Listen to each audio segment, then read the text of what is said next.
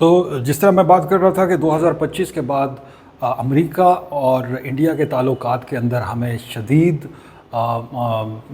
تناؤ نظر آتا ہے، اور پاکستان جو ہے وہ is enjoying better relationship with America. اب یہاں پر بہت بڑا سوال یہ آ رہا ہے کہ what does America and especially Donald Trump wants. ہمیں یہ دیکھنا پڑے گا جو ڈونلڈ ٹرمپ کی جو فارن پالیسی ہے وہ ٹرانزیکشنل نوعیت کی ہے، کوئی ہمیں وہاں پر کوئی پراپر کوئی اسٹرکچر نظر نہیں آ رہا۔ اب یہ آگے چل کے کیا بنتا ہے اس کو ہمیں دیکھنا پڑے گا، لیکن اب تک کی جو اس کی فارن پالیسی ہے وہ کچھ اس طرح کی ہے۔ پاکستان اس میں سے میکسیمم کیا فائدہ اٹھا سکتا ہے؟ جس طرح سے ہم نے کہا کہ پاکستان نے جو ایک معاہدہ کیا ہے آئل ایکسپلوریشن کا، اگر ہو سکتا ہے وہ کر سکتا ہے، اور دوسرا جیسے منرلز کے اوپر انویسٹمنٹ کی بات ہوئی ہے، ایم او یو سائنس ہوئے ہیں، تو اس میں ہو سکتا ہے۔ دوسری جو ریسنٹ میٹنگ ہوئی ہے اس کے حوالے سے ابھی کوئی اعلامیہ سامنے نہیں آیا کہ یہ جو 80 منٹ کی پرائم منسٹر کی میٹنگ ہوئی ہے، اور اس کے بعد پھر جو پرائم منسٹر کے ساتھ ساتھ وہاں پر فیلڈ مارشلز بھی موجود تھے، عاصم منیر، کیا اس کا نتیجہ ہے؟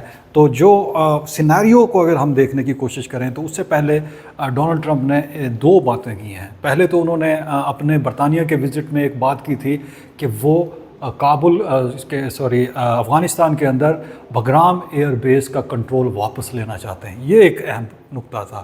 اور دوسری جو انہوں نے بات کی تھی وہ انہوں نے کی تھی کہ ویسٹ بینک کے اندر اسرائیل کو قبضہ نہیں کرنے دیا جائے گا، اور یہ جو انہوں نے اسٹیٹمنٹ دی تھی یہ پاکستانی وزیر اعظم شہباز شریف اور فیلڈ مارشل سے ملاقات کرنے سے پہلے دی۔ اب یہ بڑے سوال آ رہے ہیں کہ کیا پاکستان کو کوئی ایسا رول دیا جا سکتا ہے، کیونکہ بہت سارے لوگ یہ کہہ رہے تھے کہ پاکستان اور سعودی عربیہ کا جو آپس میں معاہدہ ہوا ہے شاید اس کے نتیجے میں ٹرمپ کی طرف سے کوئی ریٹیلیشن آئے گی یا امریکہ کی طرف سے آئے گی، تو ہمیں اس طرح کا کوئی ریٹیلیشن ہوتی نظر آئی۔ اس کا مطلب یہ ہے کہ یہ سب کچھ ایک دوسرے کے ساتھ انفارمیشن شیئر ہو رہی تھی اس کے اوپر۔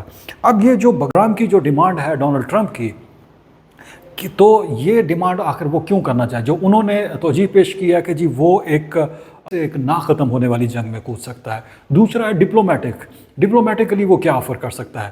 تو ڈپلومیٹکلی اگر ہم دیکھیں تو اگر وہ امریکہ افغانستان کو سے بگرام ایئر بیس لینا چاہتا ہے تو وہ آفر کرنے کے لیے سب سے پہلے تو اس کو ریکگنائز کرنا پڑے گا طالبان کو کی گورنمنٹ کو۔ اور دوسری طرف انڈیا کے ساتھ جو امریکہ کے جو تعلقات تھے وہ سٹرین ہوتے چلے گئے، ان میں بہت زیادہ سٹرین آ گیا، اور جو انہوں نے ٹیرف لگائے امریکہ نے انڈیا کے اوپر 25% انہوں نے ٹیرف لگائے، کمپیریٹیولی جو پاکستان پہ جو ٹیرف لگایا گیا وہ 19% ٹیرف لگایا گیا۔ تو ایک تو یہ ہوا، اور دوسرا جو اہم چیز ہوئی کہ انہوں نے دوسری دفعہ پھر انہوں نے ٹیرف انڈیا کے اوپر یہ لگائے کہ وہ رشیا سے آئل خریدنا بند کرے، کیونکہ جو رشیا سے آئل خریدا جا رہا ہے وہ انہی پیسوں کے ساتھ رشیا جو ہے وہ یوکرین کے اندر جنگ کر رہا ہے، but India refuses to do that, تو پھر انڈیا کے اوپر 50% ٹیرف لگتا ہے۔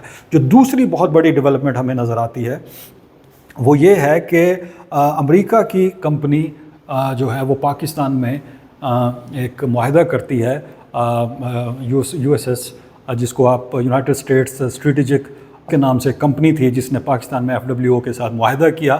پاکستان میں جو ریئر ارتھ میٹلز ہیں اور جو معدنیات ہیں ان کے حوالے سے ایک ایم او یو سائن کیا گیا۔ تو یہ پاکستان میں جو جسے کہہ لیں کہ جو حالات ہیں وہ بہتری کی طرف ہوتے ہوئے نظر آئے، نہ صرف اسٹریٹجیکلی ہمیں کامیابی نظر ملی امریکہ کے ساتھ اپنے تعلقات بہتر کرنے میں، بلکہ اکنامکلی بھی اس کو پاکستان کے ساتھ ہمیں جڑتے ہوئے نظر آئے۔ اور جو ابھی اس کے بعد جو ہماری ریسنٹلی جو ہمیں ڈیولپمنٹ نظر آتی ہے وہ نظر آتی ہے کہ پرائم منسٹر اور فیلڈ مارشل کی ریسنٹ جو ملاقات ہوئی ہے امریکن پریزیڈنٹ ڈونلڈ ٹرمپ کے ساتھ، اس کے بعد کچھ چیزیں جو امپورٹنٹ ہیں وہ ڈسکس کرنا بہت ضروری ہیں۔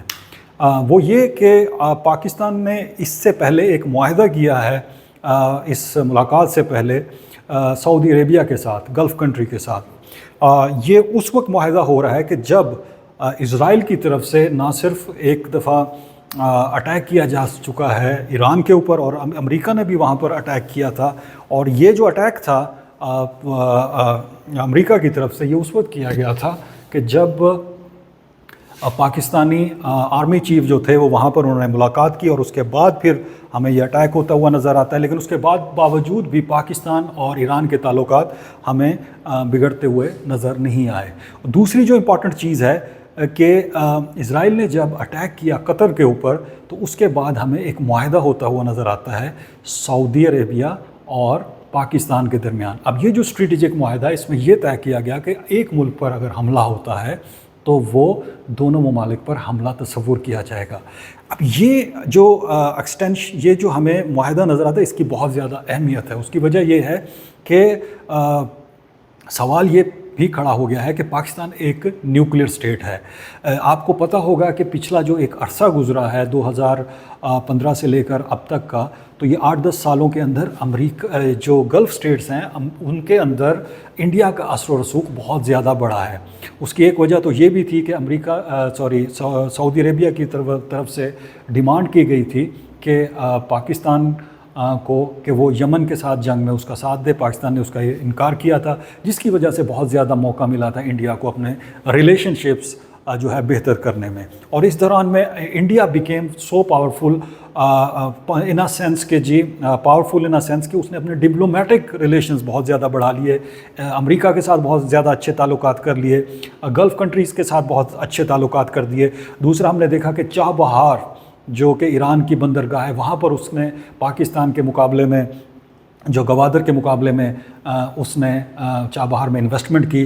تو اس طرح سے نظر آ رہا تھا کہ شاید امریکہ اور جو امریکہ اور جو انڈیا کا اتحاد ہے یہ سی پیک کو بھی کھا جائے۔ تو ڈپلومیٹک کاسٹ کی ہم بات کر رہے تھے، جیسا کہ سب سے پہلے تو اگر امریکہ کی طالبان کے ساتھ کوئی نیگوشیشن ہوتی بھی ہے تو وہ وٹ کین آفر، امریکہ کیا ان کو آفر کر سکتا ہے؟ اور تو سب سے پہلے تو اگر وہ آفر کرے گا تو امریکہ کو ریکگنائز کرنا پڑے گا طالبان گورنمنٹ کو، نمبر 1۔ نمبر 2، اس کے اوپر جتنی بھی سینکشنز ہیں وہ ختم کرنی پڑیں گی۔ اور نمبر 3 جو ہے وہ یہ ہے کہ جو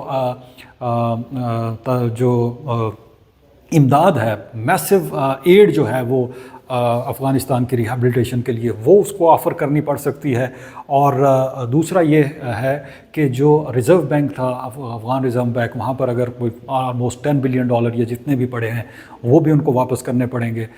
تو یہ وہ ہے جو کہ شاید اس کے اوپر نیگوشیشن ہو سکتی ہے، لیکن طالبان نے تو آؤٹ رائٹلی ریجیکٹ کیا ہے کہ وہ ان کو دینے کے لیے تیار نہیں۔ اب اس کے حوالے سے کیا ڈیولپمنٹ ہوتی ہے وہ دیکھنا بھی باقی ہے۔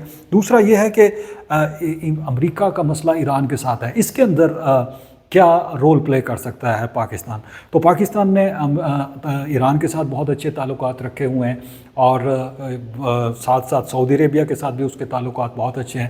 ہم یہ آپ سمجھتے ہیں اور آپ بھی یہ جانتے ہیں کہ کس طرح سے پہلے ایران کو تو ویسے ہی انہوں نے تو ڈپلومیٹک کاسٹ کی ہم بات کر رہے تھے، جیسا کہ سب سے پہلے تو اگر امریکہ کی طالبان کے ساتھ کوئی نیگوشیشن ہوتی بھی ہے تو وہ وٹ کین آفر، امریکہ کیا ان کو آفر کر سکتا ہے؟ اور تو سب سے پہلے تو اگر وہ آفر کرے گا تو امریکہ کو ریکگنائز کرنا پڑے گا طالبان گورنمنٹ کو، نمبر 1۔ نمبر 2، اس کے اوپر جتنی بھی سینکشنز ہیں وہ ختم کرنی پڑیں گی۔ اور نمبر 3 جو ہے وہ یہ ہے کہ جو امداد ہے، میسو ایڈ جو ہے وہ افغانستان کی ریہیبلیٹیشن کے لیے وہ اس کو آفر کرنی پڑ سکتی ہے۔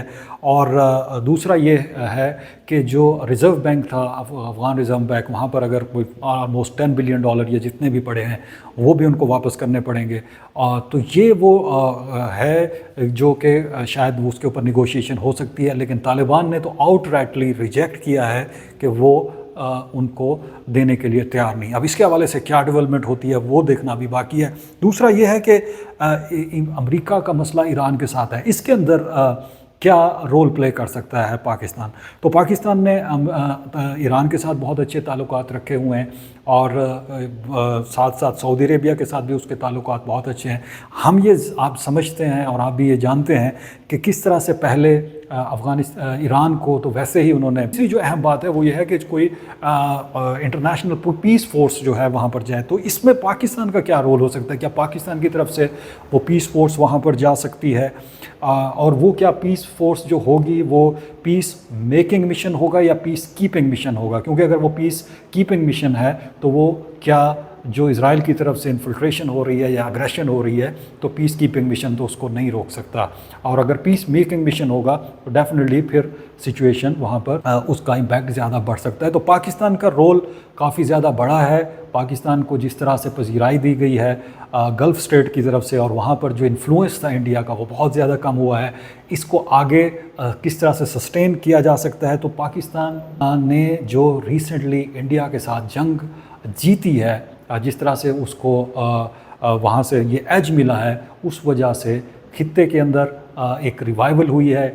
امریکہ کے ساتھ اس کے تعلقات بہت زیادہ بہتر ہوئے ہیں. گلف اسٹیٹس کے اندر اس کا جو انفلوئنس ہے وہ پھر سے بحال ہوا ہے. یہ ابتدا ہے کہ سعودی عربیہ کے ساتھ یہ جو اس کا معاہدہ ہوا ہے, کیا یہ مزید بھی ایکسٹینڈ ہو سکتا ہے؟